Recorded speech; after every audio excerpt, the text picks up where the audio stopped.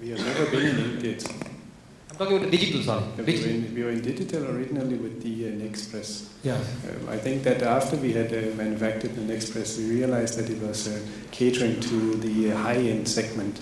And if you look at the market potential in that segment, it is not as big as the mid or lower segments. And with our cooperation now with Ricoh, we are now coming out with an engine there where we will be able to cater to the mid-level segment. To what extent we will come out with our own inkjet devices, and that I cannot reveal at this point of time. Pradeep, can I ask you a question, Pradeep? Fred, here. Do you have any plans to have a double circumference, double width size press like the big boys have? We've just finished installing our first double width press. So we are getting there. It's a 70,000 speed machine, so it's same as some of the big boys.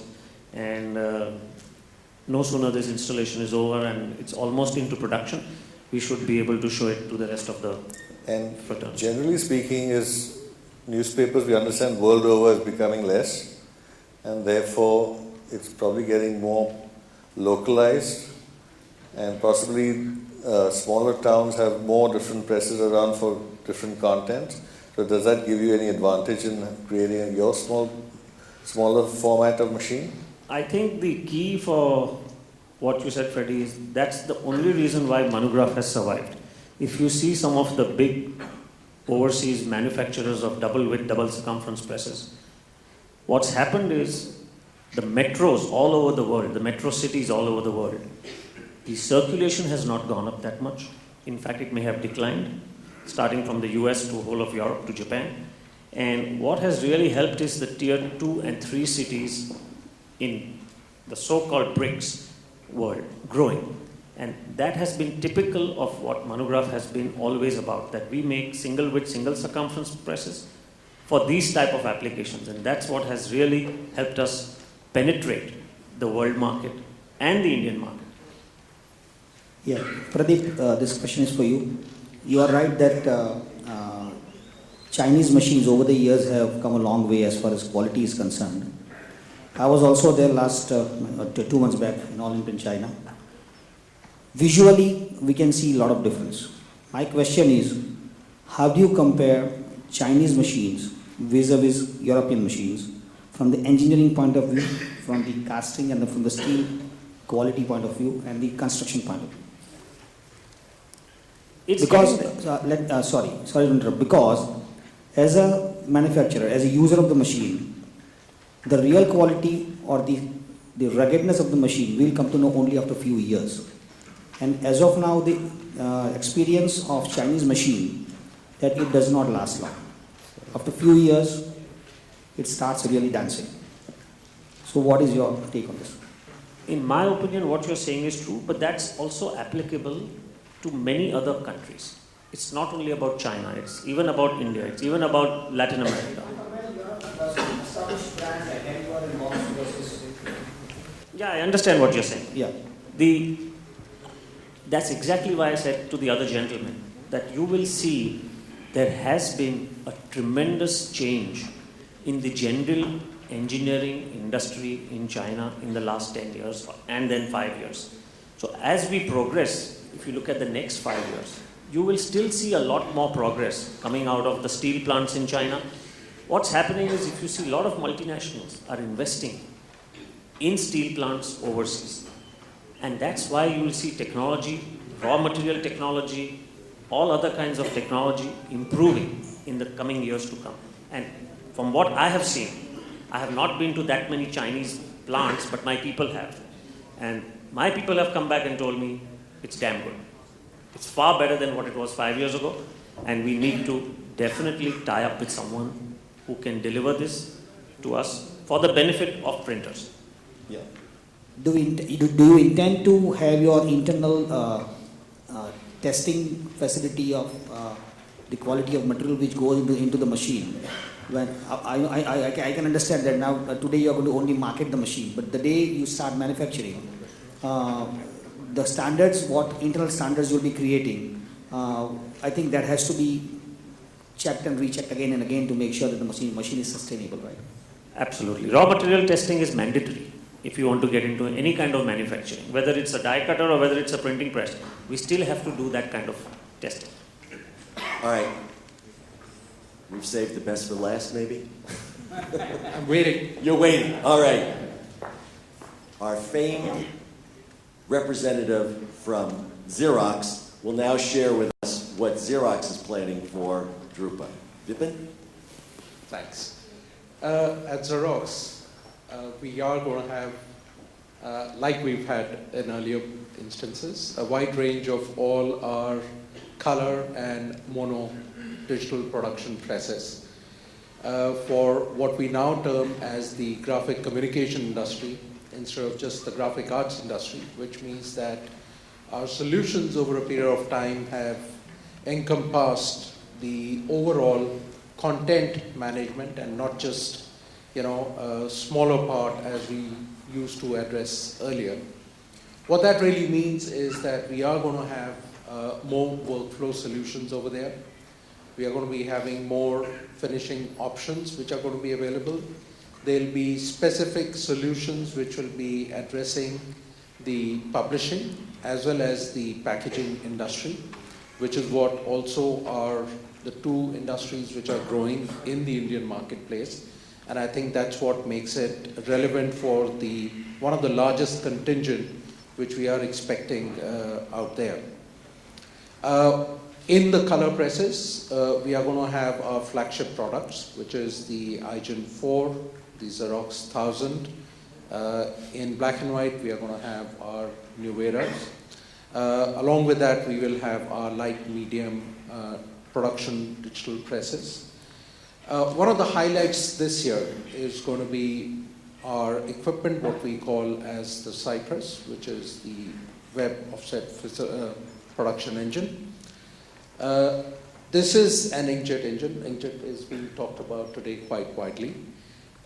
What is important over here is that what we use in this equipment is the waterless ink, which is what makes it important for all the users because you can use paper which doesn't require to be coated. We just heard Stephen talking about some of the people who are going to be introducing coated paper for the use in this presses, but the important thing is our press won't require a coated paper. It also leads to less of curling, etc., which makes it much more productive and better for the book publishing. So that's going to be an interesting, let's say, product and a solution for you to look forward to, which you should come and experience and see. And of course, it's not just going to be business. We will have our usual happy hours, entertain everyone. And apart from that, this year we are going to have 3 shows by Cirque du Soleil. That is a group which you all must be, or some of you would be aware of. It's a very famous, internationally acclaimed group act, which is where they, which is performed right from Australia, Macau, and Las Vegas. So, interesting place for you to be in. There'll be photograph opportunities with the group. So, all in all, it's going to be a lot of good time for doing great business and have good fun. Now, I just want you to know that when Xerox puts on an after-hours program, don't miss it. Please, don't miss it. This is the best show in town. Yes, Mike. The question I have for Vipin is that the inkjet machine which you're talking about, is the ink proprietary or is it open source? It's ink proprietary. So, Vipin, is this a gel-based ink? We hear something like that. It's the wax-based ink, what we call it as. You know what I call it? Do you have Crayola crayons here? You know what Crayola crayons are? That's what I call it. It's the Crayola press. They call it the Cypress press. They should call it the Crayola, but I guess they can't because there's copyrights to the name. Vipin, is Xerox coming with any packaging machines, digital packaging machine like what he just showed about HP, and I think Stephen touched on it that even Xerox is working something on that part. Food trade. Well, it's not a packaging machine, but it will have solutions attached to our digital presses, which will help you do all the packaging solutions. Wasn't there some food grade applications available? Food grade, the FDA approval. The FDA approvals. So it's We're the baiting FDA you approval. here. Come on, give us the right answers. We thought we should keep some secrets for everyone. No, no secrets. Does anyone want to have his secrets? No. We want a free, open society. Okay, so here's to long live the king. No, long live print. Print. So we have an FDA approval, so which means that, makes it much more friendlier for any sort of food packaging, so as to put it. This is Jatin from Reprographics. This question is aimed at Charlie and Vipin. Could you talk a little more about technology trends in inkjet? We've been talking about inkjet, and I've heard of thermal inkjet, piezo inkjet, continuous inkjet, and now I don't know what inkjet Vipin is talking about. Could somebody talk a little more about the technologies and the pluses and minuses of these technologies? This will be the capital costs and the running costs. Now that's about as loaded a question as you can get. Excellent question. I have to shake your hand. Absolutely. Wow, that was one heck of a question. How long have you got? Let's see, I think we got about 30 minutes left. Is that right? By here, we got 38 minutes left. All right, go for it, Charlie, because I think that question's going to be at least 15 minutes to answer. Well, it could be. I mean, in terms of the general direction of inkjet, the simple fact of inkjet is that it's a very, very young technology. And in terms of how many machines that you actually see installed in the marketplace in the world for inkjet, it's probably less than 200. Well, maybe, yeah, it can't be much more than that. There are a range of competing suppliers that all use their own technologies based on the head manufacturers. For example, Fuji use Dymatics heads. We're using the ZAR 1001 head. Kodak with their Prosper machine use their own manufactured heads. So in terms of the trends really around what is capable from each of the different heads, and they have their own characteristics. Now, the ZAR 1001 head is particularly suited to UV inks, which is why we use it for our design of machine. And it's not about the trend of the technology as such, it's actually about the trend of the marketplace. We all know that the pressure, for example, that litho offset printing is under in the marketplace. You see it, not only from runs getting shorter, more diverse, but more and more data staying digital. And I know we love print, but we can't get away from the fact that we're all viewing more advertisements on Bing, chosen carefully, on our iPads. In my case, you look at the BBC website and you'll see advertisements everywhere. Those advertisements are not being printed. But in terms of packaging, that isn't going to happen. We've just spoken about FDA approval for food packaging, which is interesting because, of course, that's only one small section of packaging. But you've got pharmaceutical packaging, you've got cosmetics packaging. Pretty much anything and everything that you buy is packaged. And that's not under threat from digital technologies, if you like, or non-printed technologies. So what you will see is that you will see companies like FFEI, you will see companies like EFI with their Jetrion machine, you'll see companies such as HP, and of course Zycon, which nobody's mentioned, and they were one of the first into this area. They're all coming out with machines that are trending towards the packaging industry. And that's actually one of the biggest trends you'll see at Drupa for inkjet, is the trend towards packaging. Could you possibly, I think one of the other parts of that question was SIG to Piazzo. Could you address that in terms of those two different technologies? Continuous inkjet and Piazzo. Well, generally speaking, in terms of the high speed, high volume, the continuous inkjet is more suited. We tend to call it one pass inkjet. The Piazzo inkjet tends to be more suited for the multiple pass devices, such as the large format poster printers and such like. But when you're typically, like we are, trying to jet ink onto 25 meters of material per minute, it's continuous jetting. And that also causes its own technological issues with something we call the cloud. but it's not the electronic cloud. Okay. Is that? Capital costs, consumable costs. Oh, yep. Sorry about that. There was one last part of it. Then Vipin, you're on, so get your answers ready. Capital costs. Sorry, I could just talk about cost. This is a very young technology, and there's no question that the costs involved in what we're doing are huge. And we don't have any return. At this moment, we are investing millions. You know, our investment in terms of our inkjet device in the last 4 years is in excess of 1 year's turnover for my company, which I suspect, as a percentage, you talk about 25% of our turnover is invested into inkjet. So yeah, the cost is going to be higher than traditional technologies. I couldn't tell you how long it'll stay like that. Could you share with us this new device that you're introducing, some sort of parameters for price point? Like, what is it going to sell for?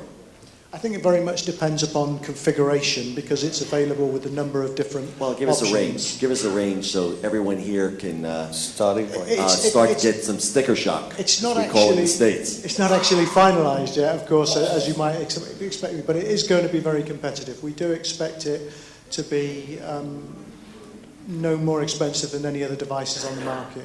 But again, Wait, cost is that depends evading upon so the many answer? different things. That is evading the answer. What do you say? Come on, give us some more detail. Come on, Charlie. I wish I could, but it's just not going to be announced before. Cop out, cop out. All right, Vipin, you're on. Ink cost per liter or ink cost per milliliter? Well, ink costs, again, this all comes down to volume. And it comes down to the volume you use, and it comes down to the number of machines that we sell.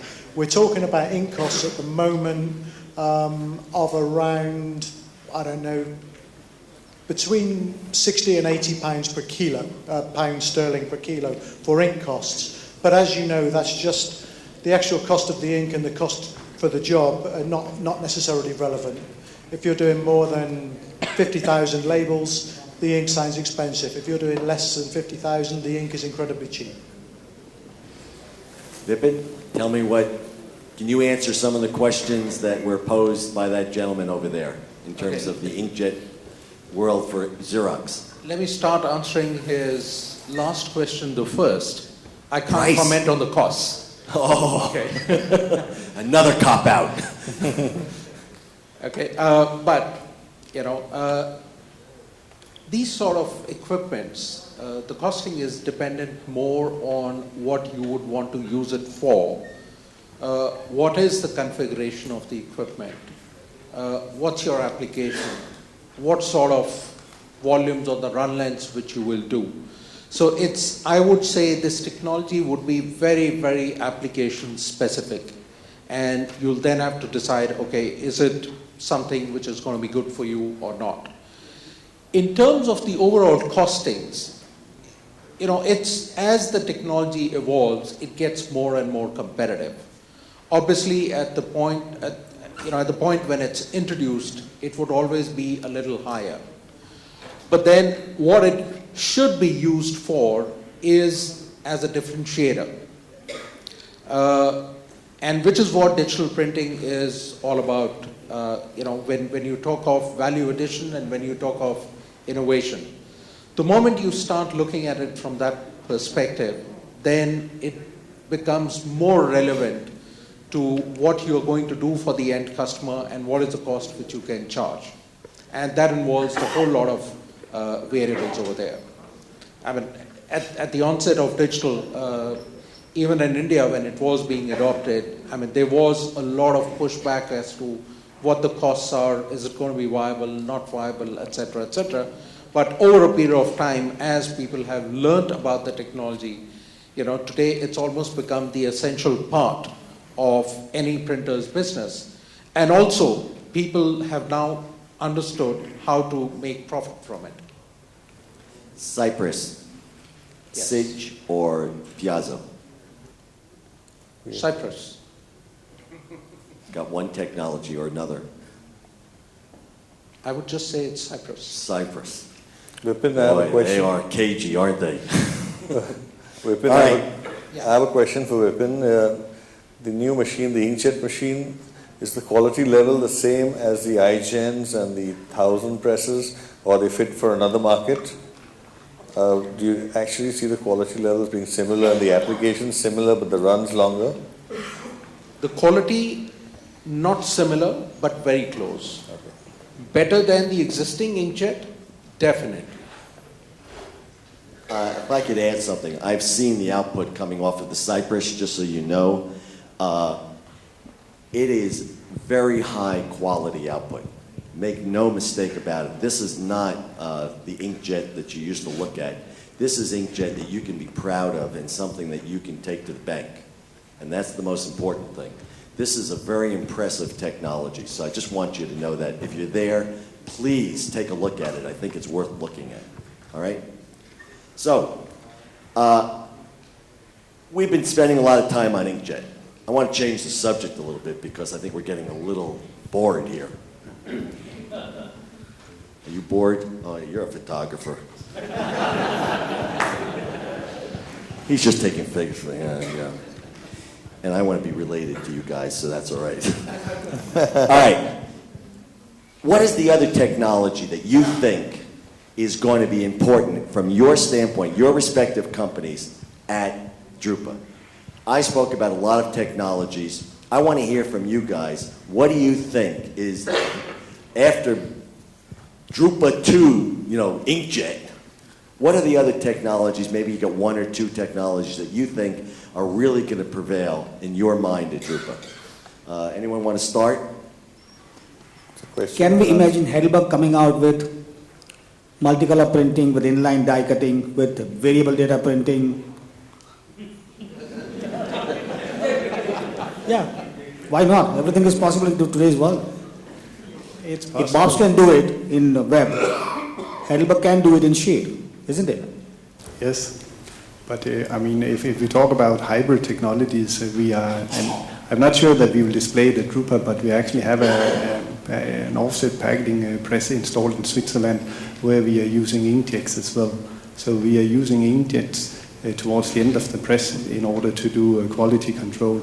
And it works this way that we are scanning the sheet with a high-speed camera, and if there's any defects, then the inkjet heads, which is there, will scratch out the barcode, so that when after we have die cut it and we put it through the folder gluer, these are being rejected in the folder gluer. So this is one of the technologies which we are using. All right. Come on, we're back to inkjet. I want to hear something else. Vipin, we have had the iPhone 4 go to the iPhone 4S. Now when do we see the iGen 4S? Wait a minute. Do you have Siri? Are you interviewing Siri? Wow, I want to hear this. Are you interviewing Siri for your presses? Everyone knows the day Siri it is, is, don't you? Yeah, I want to hear Siri. So the day it is introduced, you will hear about it. It's the same as what happens at Apple. You have to understand something, all right? An analyst that I am, I get all of these news releases and I have to sign all these NDAs. And when we were sitting at lunch, I asked Vipin, I said, tell me what you can tell me. So he said, well, what do you want to know that is out in the public? I said, well, you tell me, because I got a lot of NDAs that I can't say anything about. So he said, well, we're going to have Cypress. I said, what else? So he was very closed-mouthed. I just want you to know. But stop by the Xerox booth, because there's another special thing that Xerox is doing, aren't you? Which is? Which is? India Day. Come on, I gotta bait you for everything? I'm not even being paid by this guy, you know? Come on! You know more about Xerox than I do. Yeah. Come on. Okay, so 4th of May is going to be the India Day at Drupa, at our stand. What time? That's 8B. Is it? What? Our stand at Drupa. What no, time? HP is the second largest stand at Drupa. At just took the number of my stand. Oh, Is it 8B? 8. Oh, I'm sorry. I thought you said HP. I'm saying, why are you talking about HP? What am I missing here, huh? See, you changing jobs? Yeah, I tell you, something strange here, very strange. It's just because you spoke too much about Xerox right now. Oh, is that what it was? So that will be at the stand. So obviously everybody would be invited, and there will be formal invites which will be going on for all through the various, the BMPA, the All India Federation of Master Printers, etc., etc. And there will be a program which will be outlined throughout the day. There will be presentations, etc., for all Indian customers over there, and which would be followed by a formal invite for the evening. So wherever you are planning to be there, make sure you're there on the 4th. So do prepone if you have planned for a later date to be there on the 4th. Okay. So now And you just know. as I'm talking about the India Day, just as a piece of information to everyone, we also are holding before Drupa our Xerox Premier Partner Meet, which is specifically for all our users and who are a part of the Premier Partner Network. What this allows you to do is to communicate with the whole lot of other printers in business across various countries to network with them. So basically it's a networking event for everyone, and that has actually led to people doing and forming a lot of good associations between themselves, which is the Indian printers and some of the international printers, and also gave them opportunity to grow their business. So you can be a part of the Xerox Premier Partner Network. Do call on us to let us know about it, and we'll tell you how to be a part of that. All right, now, I think I was told earlier today that also that Drupa, the organization, is also having an All India Day. Is that correct, Prashant? You know what day that is? No, but there is, you should check. I'm sure you'll see a lot of information about this, but there will be an All India Day that's a generic day, not sponsored by any particular company, that will be held at Drupa. All right? Now, I've given you guys enough time to think. I want to know what other technologies you guys are thinking about. You know, come on, guys. You can't let me down here. I have a question for Klaus. Go for it. You know, digital printing thresholds are going higher, Klaus. The digital printing thresholds are now reaching 1,000 and above, at least in India. And I believe it would be a threat to standard offset printing. So are you positioning yourself for prints only larger than 1,000 in your Heidelberg machines? I think this